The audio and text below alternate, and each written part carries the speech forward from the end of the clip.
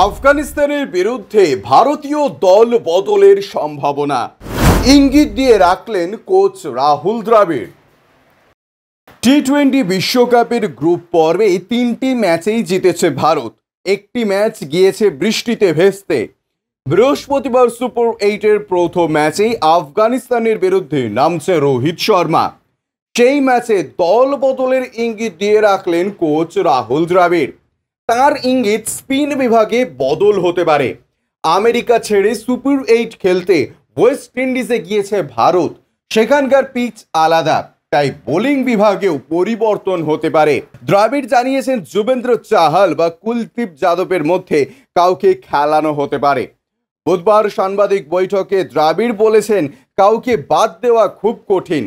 New ইয়র্কের জোরে বোলারদের সাহায্য পাওয়ার মতন পরিস্থিতি ছিল, তবে এখানে বার্বাডোসে আলাদা কিছু দরকার। জুহি বা চাহলকে খেলানো হতে পারে। আমাদের দলে অলরাউন্ডার দক্ষতার ক্রিকেটার রয়েছে। 8 জন ব্যাটারের পাশাপাশি 7 জন বোলার রয়েছে।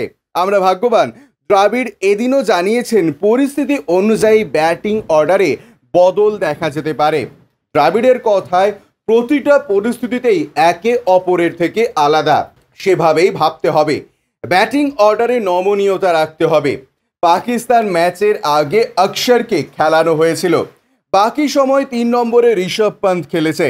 টেস্ট ক্রিকেটে এই নমনীয়তা দেখানো সম্ভব বলে মনে হয় না। ব্যুরো রিপোর্ট, ইউজে নিউজ।